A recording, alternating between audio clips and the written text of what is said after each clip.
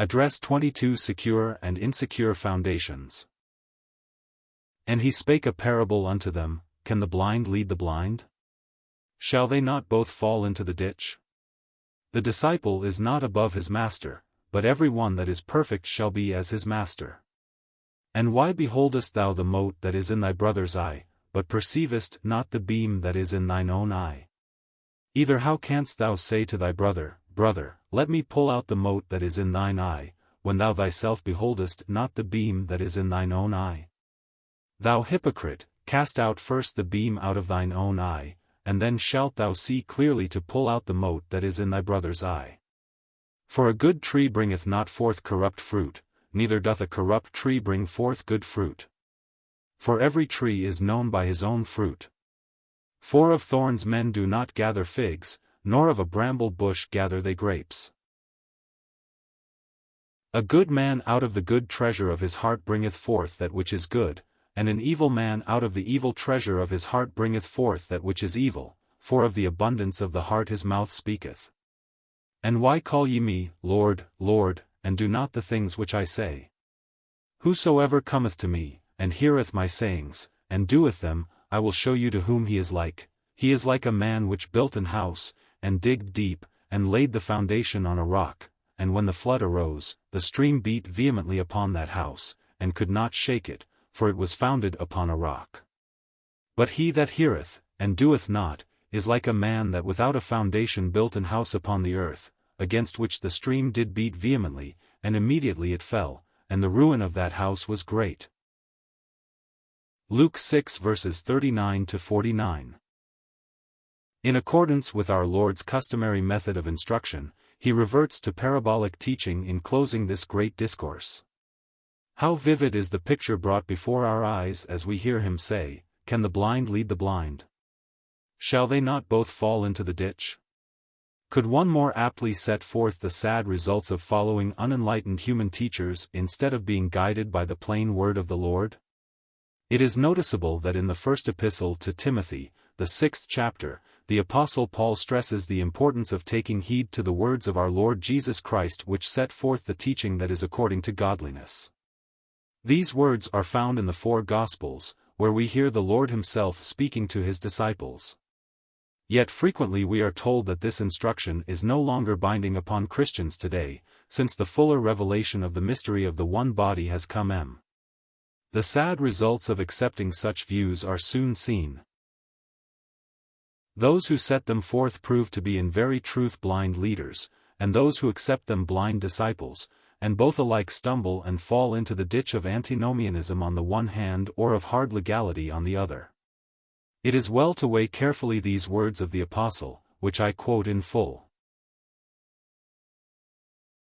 If any man teach otherwise, and consent not to wholesome words, even the words of our Lord Jesus Christ, and to the doctrine which is according to godliness, he is proud, knowing nothing, but doting about questions and strifes of words, whereof cometh envy, strife, railings, evil surmisings, perverse disputings of men of corrupt minds, and destitute of the truth, supposing that gain is godliness. From such withdraw thyself. But godliness with contentment is great gain. The Master, our blessed Lord, has laid down principles upon which his disciples should order their lives. If we would attain to spiritual perfection, we cannot afford to ignore what he has thus set before us. Verses 41 and 42 are almost humorous in the way they ridicule the folly of one attempting to set his brother right, who is himself far from walking in paths of rectitude. Why beholdest thou the mote that is in thy brother's eye, but perceivest not the beam that is in thine own eye?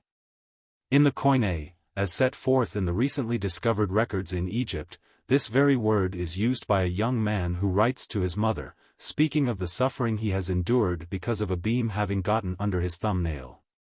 It is clear that by beam he really means a splinter, but this splinter seemed so large that he used the term beam to describe it. Undoubtedly, this is what our Lord has in mind. Who, with a splinter in his own eye, can properly discern the condition of a brother's eye? If I am under the power of sin myself, I am in no condition to reprove another. What I need to do is to get right myself, and then I can help an erring brother. To take the other attitude is to brand oneself a hypocrite, professing one thing and living another. And so the Lord insists that the beam be cast out first from one's own eye, and then we shall be able to see clearly to take the mote out of our brother's eye. In many places in Scripture, man is pictured as a tree. In the Psalms, the righteous is seen as a palm tree or an olive, beautiful and verdant, whereas the wicked are set forth under the picture of an evil tree, eventually to be cast into the fire. The Lord uses the same figures in the next two verses: a good tree brings forth good fruit, a corrupt tree brings forth evil fruit. A man is not a sinner because he sins. He sins because he is a sinner. When one is born of God, sin becomes hateful to him and he seeks to order his life in righteousness. So he brings forth fruit unto God. In this way every tree is known by its own fruit. Men do not expect to gather figs from thorn trees, nor grapes from bramble bushes. Each bears according to its kind. The man who is yielded to the Lord and seeks to walk in accordance with His word will bring forth out of the good treasure of his heart that which is good, to the glory of God and the blessing of mankind, while a man inherently evil, who has never been regenerated, will, out of the evil treasure of his heart, bring forth that which is evil. It is the heart that makes the man. Out of the abundance of the heart the mouth speaketh. To profess allegiance to Christ and to call Him Lord while walking in disobedience to His word, is both folly and hypocrisy. We sing sometimes, and rightly. If He is not Lord of all, then He is not Lord at all. How we need to remember this. His word should dominate and control in every aspect of our lives.